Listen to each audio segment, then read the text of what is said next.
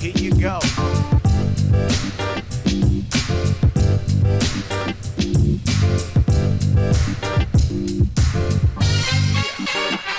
Yeah. Easy way out. That's the nothing personal word of the day for Tuesday, February 20th, 2024. Easy way out, as in Mike Trout telling us, hey, if I wanted the easy way out, I would just ask to get traded. This is not a great time to be a fan of the Los Angeles Angels of Anaheim. You are heading into spring training with no Shohei Ohtani. You feel as though you have really turned the corner because you signed Aaron Hicks. And then you wake up, it's media day, and everything hits the fan. Before I start getting into the Los Angeles Angels, if you're watching live on Nothing Personal with David Samson YouTube channel, you will notice the festive out of rotation shirt. I have a separate shed of 4869. Say that 5 times quickly. I have a separate stash of shirts that are to the left of the normal rotation. Today, I am celebrating Will Manso's 49th birthday. You may know him in Miami as the channel ABC WPLG sports anchor. You may know Bryce Johnston from Survivor 28. Does a great podcast, the Purple Pants podcast, does a bunch of things with Survivor and reality TV. You may know John Silverman, the greatest clubhouse manager in the history of baseball. And what do those three people have in common? Yes, sir, it's their birthday. So, happy birthday to you, Will and John and Bryce. And I wore the special festive birthday shirt because I'm in a festive mood, because when it's their birthday, that means we're under a week from my birthday. Big birthday coming up, Coca. Lawrence Taylor. Lawrence frickin' Taylor. So spring training starts. You meet with your PR people. There's a head of communications. Then there's people who run business PR. There's people who run baseball PR. Baseball PR, their main responsibility is to facilitate interviews between players and media. Sometimes you've got national media. During spring training, you have ESPN. They stop at every place. You've got your local network. Then you've got your local broadcast networks. You've got the writers for the papers. You've got national writers. They make requests through the PR department. Then the PR department puts a puzzle together. Some players meet a bunch of media at a time in a scrum. Some people are granted one-on-ones depending on their importance in the market.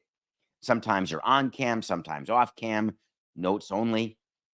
For the veterans, once in a while, we'll let them skip a rotation in the spring training workout prior to games for them to meet the media. But right in the beginning of camp, you are working through the logistics, and then you're talking message points because your owner meets the media, and we've covered a lot of these so far. Then your players, your manager meets the media every day, so that is not as noteworthy. There's no sort of big preseason manager media because they're with them every day. But owners, players, presidents, this is your time. We want to start building excitement. March during spring training games is historically the best month for new season ticket purchases. There is a bump whenever you sign a free agent, a bump that never represents what you're paying the free agent, contrary to what agents think, but a bump nonetheless. But as the season gets closer and you've got NFL over and you've got the NBA heading toward its playoffs and you sort of know where your city's team is, it is a big time to start and finish, really, your season ticket push. Season tickets are the lifeblood of the baseball gate revenue. They are guaranteed revenue, whether people go to games or not. So we sit with the players, we talk about things that are going to come up. When you sit with Mike Trout of the Angels, Mike, you know what's coming up. One, LAO. That is the number one thing people are going to ask about. Life after Ohtani. Two, LOP. Lack as a playoff team. They don't make the playoffs.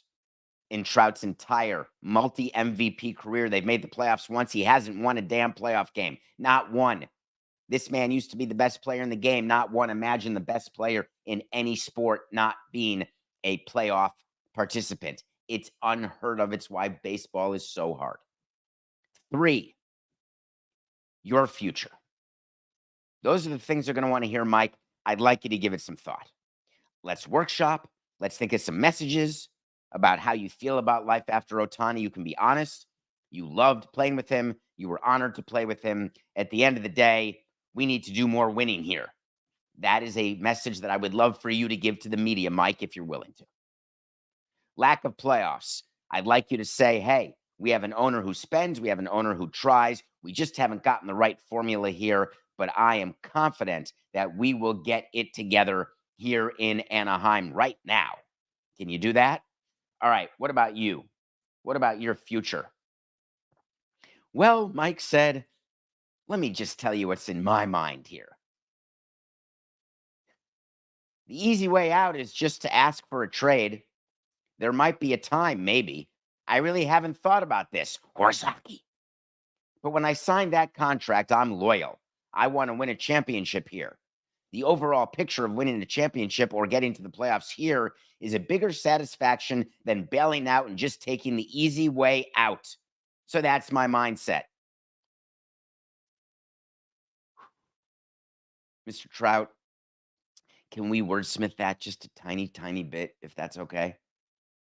Can we talk about the team that's been put together? Can we talk about the effort that's been made? Can we talk about Ron Washington and the impact that he's going to have as the new manager? Can we talk about the advantage of having the players in this clubhouse with your leadership and your desire, which has never been any bigger than it is right now, to carry this team to the playoffs and bring this city a championship? And you're ready to do it right now, and you're going to stay here as long as it takes. Can we try that on for size? Well, it's funny you asked me to say that, but I'd like to say just one more thing. Tell me what this would sound like if I said this to the media. During this offseason, I was in contact with both the owner and the president, and I've been pushing, pushing, pushing. There's some guys out there that can make this team a lot better, and I'm going to keep pushing as long as I can until the season starts. I'm doing everything I can. Mike, Mike, Mike. What you're really saying is that you reported to spring training, you looked at the clubhouse, you said hello to Aaron Hicks, and you looked around and said, God, do we suck? Then you looked at your win total and said 72.5. Crikeys. Is there any chance you won't say that, Mike? Well, I got to tell you, I'm the veteran of the group. Been here a long time. Very frustrated, though no one forced me to sign that $400 million extension. All of that said, I've had an opportunity to be traded, and I've chosen not to because I want the easy way out. I like Mike Trout a lot. He happens to be a great guy. He doesn't want to be the face of baseball. He just wants to be a baseball player. One baseball player does not a team make. You can have 2 of the top 5 players on a team and not make the playoffs. See Anaheim, Los Angeles. I just don't ever want my best player on the first day of frickin' camp telling the entire world that our team stinks and that we ought to get one of these last Boras free agents to really make this a go. How did Boras and his free agents work with the Anaheim Angels? I would have said, hey, Mike, it's Dave. I've been your team president for a couple of years. Just do me a solid. And just look a little bit to your left. Let's do it together. Ready? On 3. 1, 2, 3. Who do you see? Who do you got? David, you know who that is. That's Anthony Rendon. Yeah. How we doing with him? He stinks. Mike, do you know what he's getting paid? Not really, Dave. I don't count other people's money, but I think it's about $38 million since you signed him to that 7-year deal. It was the greatest deal. He won a world championship with the Nationals and already gave him 7 years, $245 million, and we were rolling, baby. Mike, are you aware that Anthony Rendon has not played more than 58 games in any of the 4 seasons he's been with us? Yeah, I don't see him around much. Hey, hold on, Mike. Shh. He's talking to the media. There's no way he's going to say anything other than, I look around this clubhouse and I can't wait to help out and participate in turning this franchise around and winning my 2nd ring. Hold on, let's listen for it. I think he's about to say it, Mike. Wait, what? What? Get someone over there. That's what I would do. I've done that so many times in a clubhouse where I'm listening to different interviews and I've got sort of the PR interns, get over there and stop that. Pull that fire alarm. Start walking around naked. Do something. Anthony frickin' Rendon, the Scott Boras guy, decided that this would be a good opportunity to remind all of his great fans and the lovely people of Anaheim that baseball has, quote, never been a priority for me, and that he plays the sport to make a living. So, what you're expecting me to do now is to tell you that Anthony Rendon is an absolute POS and that I've never heard of such a thing, and it's absolutely outrageous that anyone thinks that. But true connoisseurs of nothing personal, those who have been there from the start, know that I could swipe Anthony Rendon's name out of there and put Derek Jeter's name in there. I could swipe Derek Jeter's name out of there and put myriad player names in there. Just as I've said to you, do you love what you do every day? If you won the lottery, would you keep doing what you do? If you had away,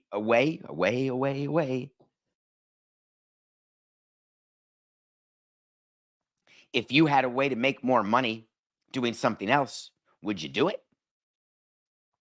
If someone said that I'll give you $1 million a year, but you're going to have to scoop up dog crap, I would say, give me that shovel. Doesn't matter if you like what you do. People can choose love or they can choose money. If you get both, good for you. One of them lasts, one of them doesn't. Here's the difference. Keep your yapper shut. You never heard Derek Jeter talk about the fact that he didn't like baseball? Why would he? Derek Jeter was a star for the New York Yankees, playing shortstop, winning World Series rings.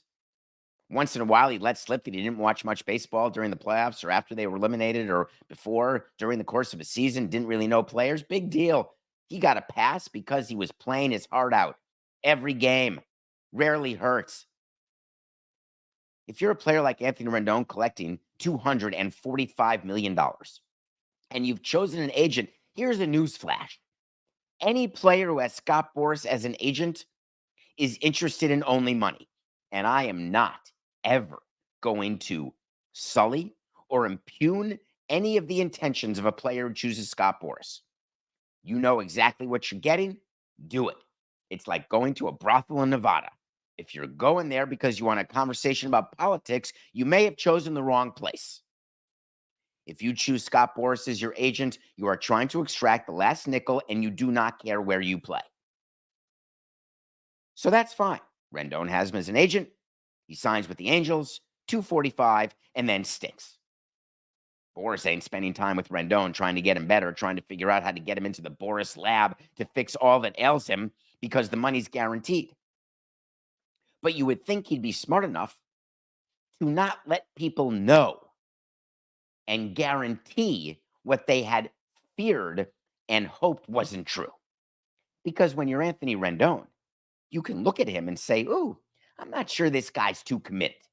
I'm not sure this guy looks like he wants to be here. I'm not sure this guy's doing anything but collecting a paycheck every 2 weeks. And believe me, once those paychecks start in April 1st, there are 12 paychecks. Hurry up, do the math. That's a little over $3 million every single paycheck. There were times, Coca, there were times, those were the times that we loved. I would go to payroll just because I wanted to. Do you ever get in that way? Coca knows what I'm talking about, where you just want to wallow in self misery and you want to make things worse than they are, even though you could choose to make them better, and you go full glass half empty. There were so many times that I would go into payroll, I'd go into the finance side, and I'd say, show me the check run. Let me see the check run. Oh my God, we're paying that player so much money. He sucks so bad. Oh my God, this is the worst signing we ever did. I can't believe we can't get rid of him. Oh my God, what's wrong with me? I'm going to get fired. Oh my God, our team stinks. Show me again the check run. That's true. How about Anthony Rendon's check run? I never thought to do this. If I ever run another team, I'm going to supply nose plugs to our accounts payable department and our controller and to team president. I'm going to put the little nose plugs on. PU when I'm looking at some of the checks that are being cut. Maybe goggles because my eyes are going to water from the misery. Now, I'm not going to give Rendon even 1 ounce of anything by saying, oh, it's all about family and faith. My family, my faith, my family come first before this job.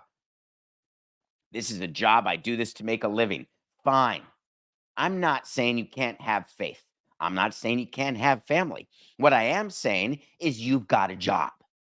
And I've gotten in plenty of trouble for saying this, but it's really hard to be the best you can be at your job and be the best you can be as a family man, woman, or there.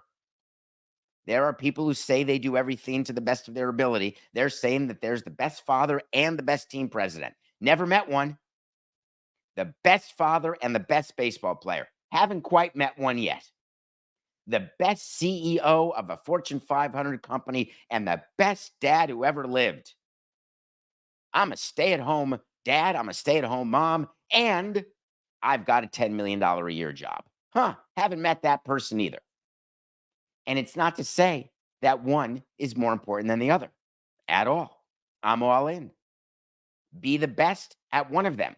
Be mediocre at both of them. Be crappy at both of them. Your life, your choice, live and let live. But do me one small favor. And when you are being paid by somebody else, don't rub their face in the fact that you don't want to be there, that you don't care about being there, because you will lose your job if you're not named Anthony Rendon. If you're not a professional athlete and your boss has a belief or a thought that, hey, you're only half in, less than interested, you're not going to be long for that position because there's a lot of people who will replace you who will be way more dedicated and devoted to one side of their life. And as a boss, we pretend, hey, we bring your kid to work day. Not a big fan. Leave early, go to your kid's soccer game. Not a fan. Take time off. You want to take time off? Take time off. Does it make me a bad person?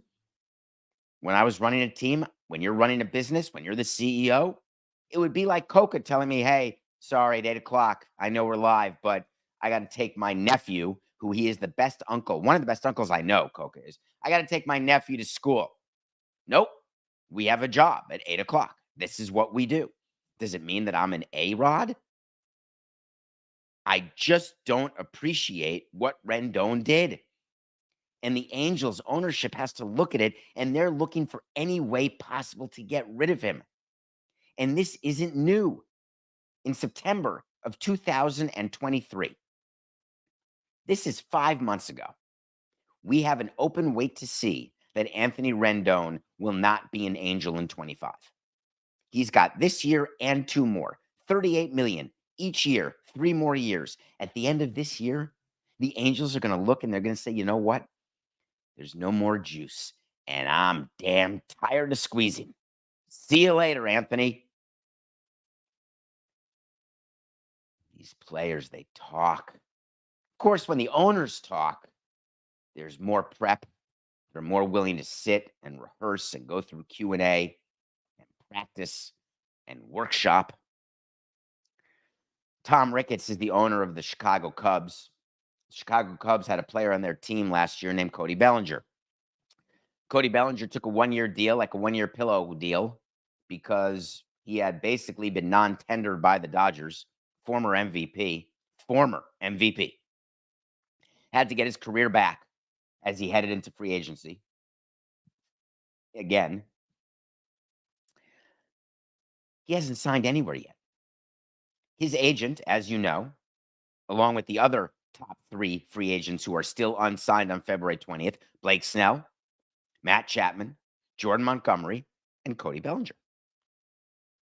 Not signed. Tom Ricketts was asked about Cody Bellinger because Cubs fans are wondering what's happening. Do we have an offer out? Are we going to bring him back? Are we doing anything other than paying Craig Counsell $8 million a year?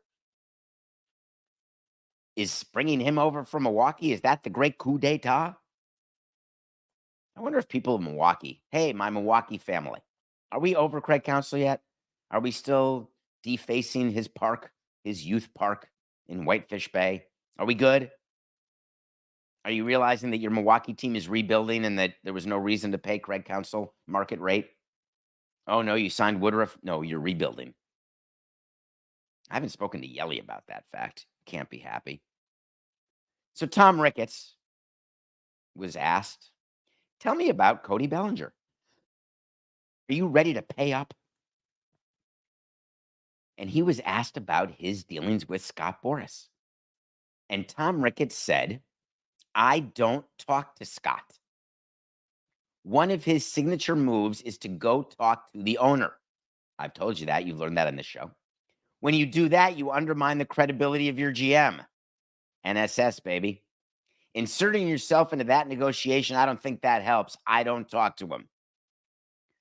Horse hockey.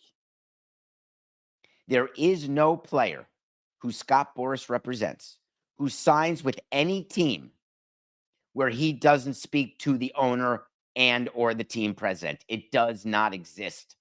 Scott Boras will not cut a deal with just a GM or an AGM, heaven forbid.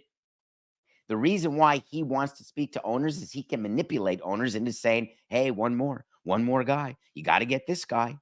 You have no idea the difference you're going to make. I'm going to show you a book that presents the number of season tickets you're going to sell if you sign Cody Bellinger right now for 6 years and $180 million. Trust me. Trust me, as his hand is down your pantalones. Of course, Tom speaks to Scott. But then Ricketts said something interesting. There have been some discussions, but it hasn't become a negotiation yet. Until they are ready to negotiate, there's not much we can do. We just have to wait for when it gets serious before talking about what the end money amounts are. Time out. Let me explain. All right, we're almost at break. It's too long. Let me summarize. Anytime you speak to an agent, you are negotiating. When Scott Boras calls you and says, my guy wants 7 years, 30 a year, 210 million, he's negotiating. What you respond is, that's not an area where we are comfortable. We don't view Cody as a $200 million 7-year player. That was the old Cody. This is the new Cody. That's negotiating. Scott Boras then says, listen, we're not budging. 210 over 7. I don't know what he's asking, but let's just pretend that's what he's asking. I'm not moving. And the Cubs say, great. Call us when you move. Do you think there's no communication that goes on for weeks and weeks and weeks and months? You backdoor it like you're in a movie studio. You're talking to the people who work for Boras. You're talking to players who are friends with Cody. You're having people down the chain in your baseball organization talking to people in various other teams, various other writers. You are working it because if you want a player and you want a player at a number and you're not close, you're finding ways to bridge a gap. You're getting word back to Scott, hey, listen, we'll go all the way to April. We don't care. We'll go to May. We're good.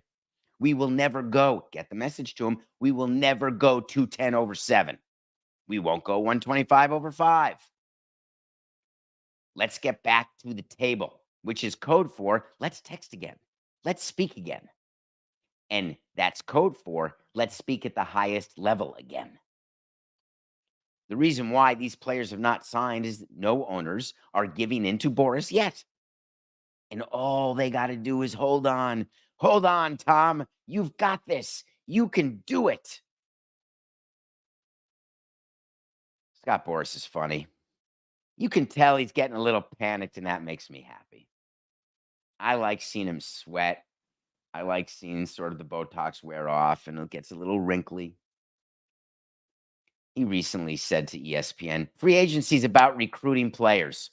It's the normal owner's signature move to be involved in the efforts of recruiting players and reaching out to me so I can convey to the player the ownership of that team covets them. That's the essence of free agency. Let me just stop you there, Scotty Boras. That's not the essence of free agency. The essence of free agency is that a player has earned the right after 6 years of service time to choose the location of his services.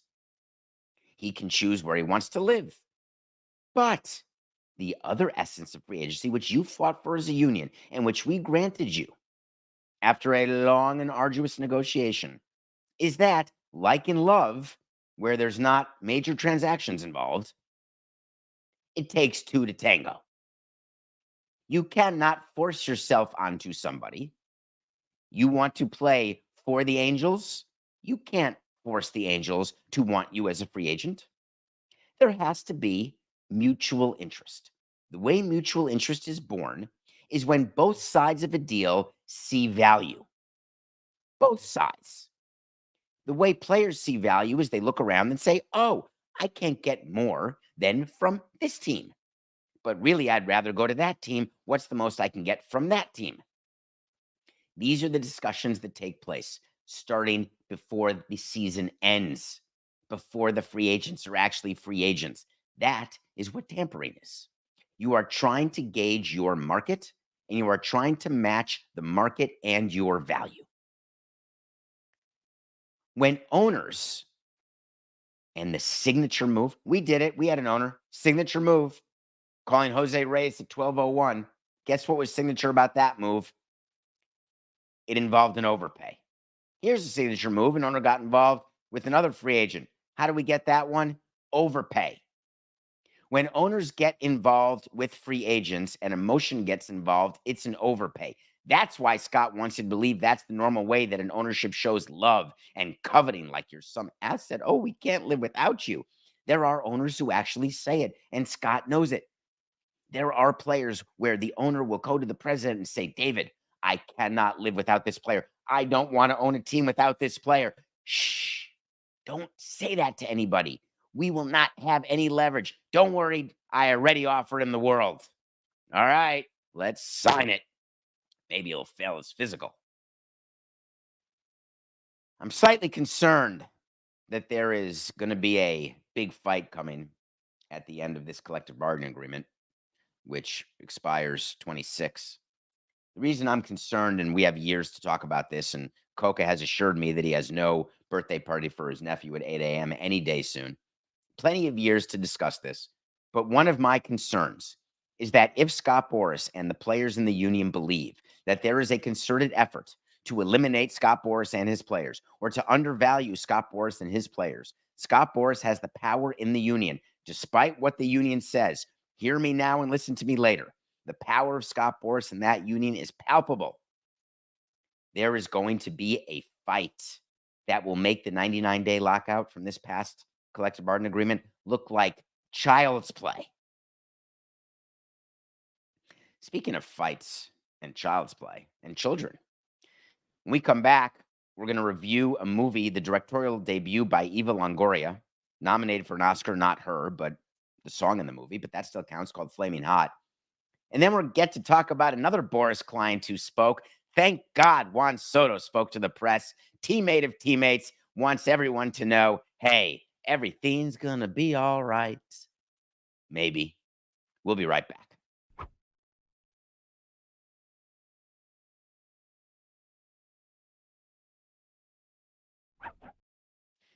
Welcome back to Nothing Personal.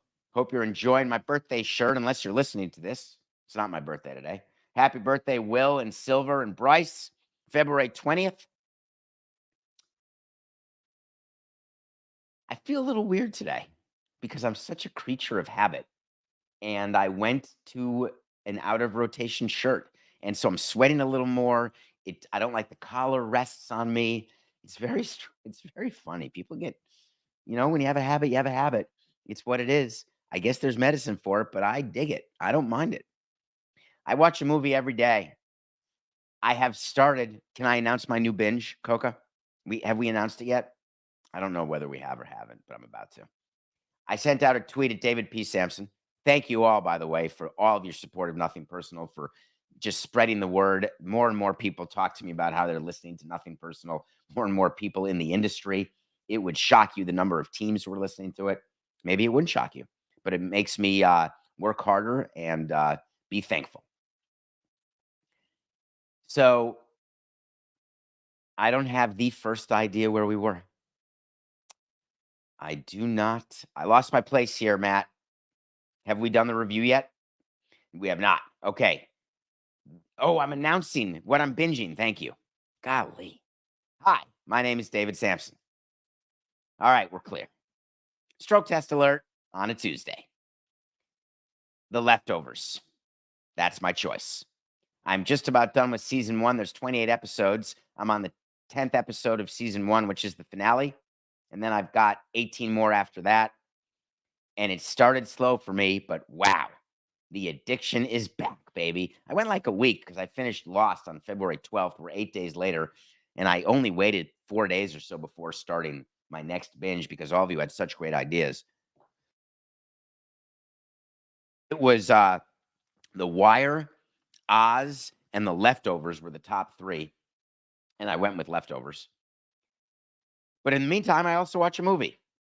So I'm going down my list of Oscar movies, and on my phone, I have the Oscar. It's literally a note on my phone in the notes called Oscar movies to watch. And then when they start streaming. So, for example, today, Zone of Interest, nominated for Best Picture, Best Foreign, Best Director. It starts streaming today. I wonder what movie I'm going to watch today. And then Poor Things starts a week from today. And then Perfect Days a week after that. Anyway, I've got a list when they stream, when I can watch them. Because as you have heard, I'm going to try to watch everything prior to our Oscar coverage, both here on Nothing Personal and with Metalark, because there's a chance we have some special Oscar coverage as part of the Levitard show. But I'll believe that when I see it. It came right with my invitation to the Circa. So I watched this movie, Flaming Hot, and I had no idea. I did a lot of work with Pepsi and PepsiCo. The president of Pepsi, when I was negotiating for our new ballpark and naming rights deal, and they ended up doing a quadrant, not the naming rights. It was a guy named Massimo Diarte. You can Google it. His name was Massimo. He was just terrific to negotiate with. I went up to the PepsiCo headquarters I think they're in Purchase, New York. They have great art installations. It's an amazing group. They own Frito-Lays and a bunch of other liquids, and it's just an amazing company. They used to do the Super Bowl halftime. You've heard of Pepsi. Well, one of the brands that Pepsi has is called Frito-Lay. And I tend to enjoy my Fritos from time to time. One thing that I don't eat are Cheetos. And I'd like you to take a wild guess why I don't eat Cheetos. Coca, what would be your number one reason that I don't eat neither puffy nor crunchy Cheetos? If you had to take just a wild guess, what would it be? What do you got, Coca? Anybody? Because, oh, you nailed it. The cheese residue on your fingers. That is why I will not eat. I love that you know me, Coca. That's why I don't eat Cheetos. I was therefore not aware that there was a product called Flaming Hot Cheetos. And I love spice even before my taste and smell issues. I always love spice. I've always loved spice. But there is no amount of greatness that would ever overcome my desire to not have cheese residue on my fingers. Now, if they're in a bowl, would I take a spoon and get a puffy Cheeto? I would do it with the puffed Cheeto balls because you can use a spoon, but then you get the orange around the lips, and that drives me insane. So I eventually came to the conclusion that I would not engage in Cheetos in any way. Little did I know, the story behind Flaming Hot Cheetos is freaking awesome. Little did I know after watching the movie that it may not be totally true. But let's pretend that Flaming Hot is true. It's a story of a Mexican man who decided that he wanted to be more than a janitor. So he said, why don't I bring all of my Mexican family and friends together, get all of the real chilies that I can find in wherever I lived, and let's see if we can make a sauce, stick it on a Cheeto, convince them to make it, and then see if they'll sell it. And lo and behold, Flaming Hot Cheetos became a multi-billion-dollar product for PepsiCo.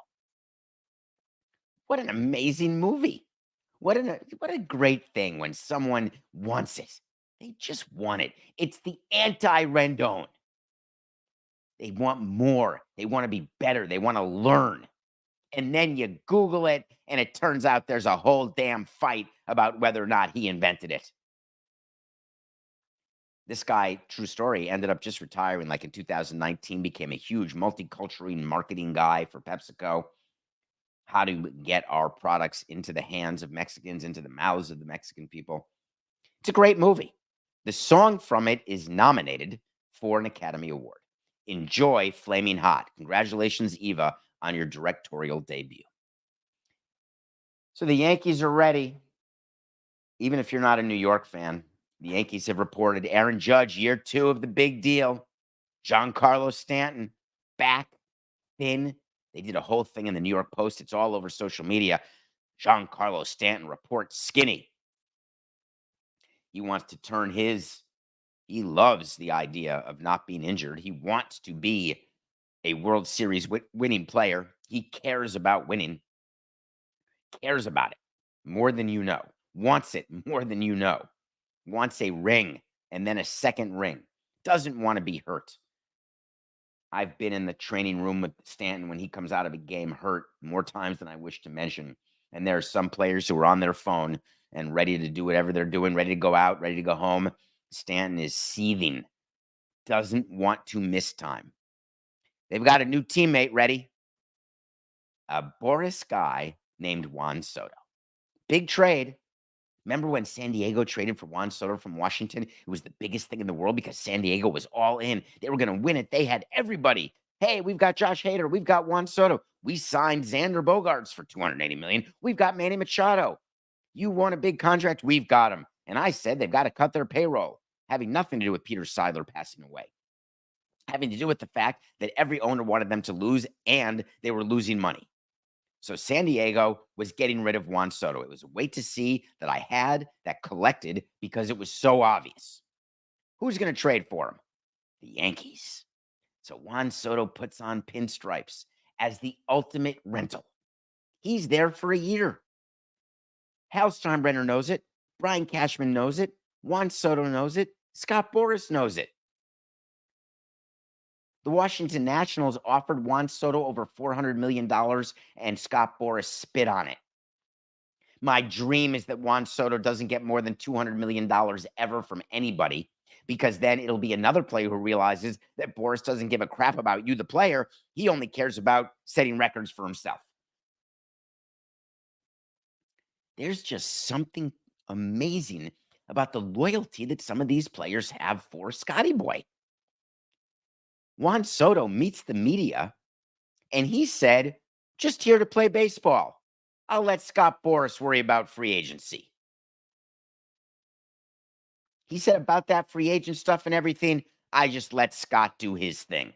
I have a lot of trust in him. Juan, I'd love to talk to you about that. That's one of the biggest things I have, that I just trust him so much. I forget about all that and just go play baseball. Horse hockey.